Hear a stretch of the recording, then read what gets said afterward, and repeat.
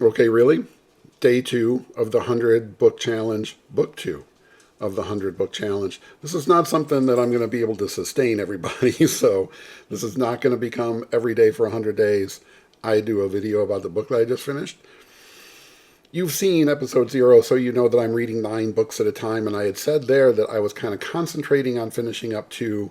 The first was yesterday's Thrill Me by Benjamin Percy, our Goodreads group read. That's always so hard to say, which was terrific. And then I was also going to finish another book that I was close to finishing, so why not just go ahead and finish it, which I did this morning. Holy bananas. Kamandi, The Last Boy on Earth by the Jack King Kirby. That's the front, this is the back. This is the 2023 DC edition of the Kamandi Omnibus. There's 2 volumes. This is the first one. And it collects the first 20 issues. These were written, he says edited, and drawn by Jack Kirby, and then he has an inker and letterer working with him as well. But otherwise, what's really cool about Kamandi is that this is like pretty much full creator-owned stuff. Well, it's not creator-owned, but you know what I mean. This was Kirby's project from the get-go. He did leave DC before, and Kamandi kind of kept going for a little bit with different writers and artists. Yeah, right. The 2 books, volume 2, I've already got on my Goodreads list and so on. I didn't actually start reading it, but I'm going to start reading it later today or whatever. I mean, give me a break. So Kamandi started with, I don't know if they were kind of fighting with Marvel over, or they were in some kind of bidding war. However it worked, DC wanted to get the license for the Planet of the Apes comics, but they went to Marvel instead. And as a kid, I bought those. I have still in my collection like a bunch of the Marvel Planet of the Apes comics. And I guess the publisher at DC basically went to Kirby and said, okay, we can't do Planet of the Apes, but give me something like Planet of the Apes. And look at the cover of this book. Right? Kirby just right away is like, well, let's just go ahead and address the iconic ending of the movie Planet of the Apes. And inside here, there is Kamandi, who is in a future Earth. He comes out of this bunker where he's been sort of born and raised, and then is surprised to find out that he's like the only human who can talk, at least to begin with. A little bit of spoiler alert there, and humans have descended into mute savagery, kind of like Planet of the Apes. And in this weird mutated world, post-apocalyptic America, there are, instead of just apes, there are apes who can talk and have technology and use guns and whatnot. There's like a lot of guns in this, by the way. Like it's gun heavy. There's also the lion people. There's the tiger people who are super cool, and etc. Like there's this dog, Dr. Canis, who's kind of weird and kind of cool.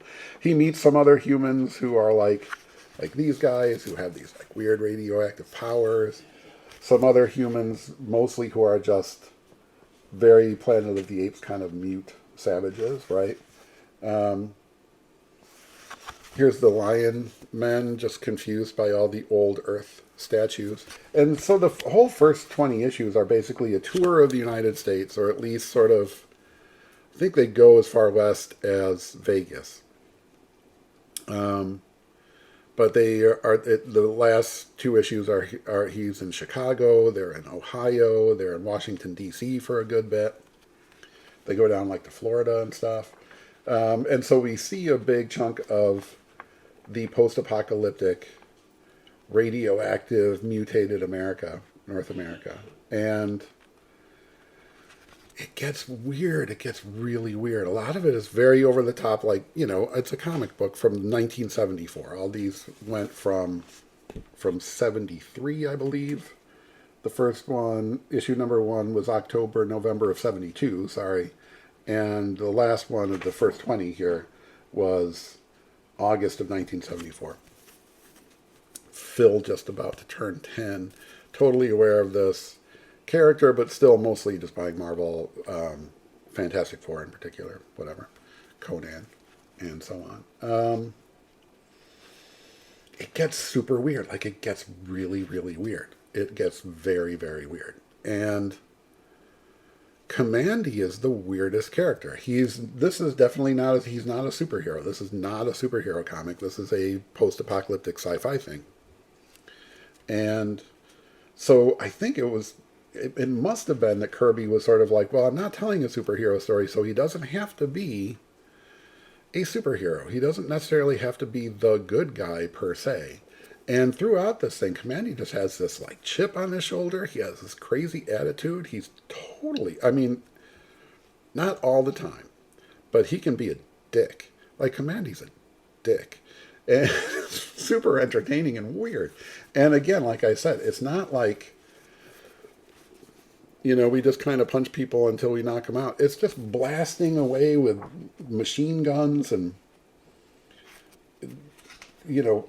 like there's the weird kind of post-apocalyptic cheesecake topless girls. It's such a variety of weird stuff. At some point, he gets this giant grasshopper that he rides and is his friend. It starts out very like talking to the Planet of the Apes fan, right? Like, oh, it's Planet of the Apes, but turned up to 11. It's actually turned up to like 4006. Every issue begins with these great Kirby 2-page splash pages where so much is going on. I don't know what else to say about this, except you have to, if you are even the slightest bit of kind of a comics reader, if you are a Jack Kirby fan, you've probably already gotten to this. I'm trying to manage glare there, sorry. These are, I just bought them brand new from Amazon. They are out there. These are not hard to find collectibles or anything yet, right? You know how these things are. But this is Kamandi, the Last Boy on Earth, the first 20 issues of the comic book from the 1970s, 1972 to 74, really by Jack Kirby. Crazy, wild, hyper entertaining, like laugh out loud, nuts, post-apocalyptic sci-fi splendor. All right, that is book number 2. I am now 2% of the way through my 100 book challenge. I can taste it. I will be buying books soon.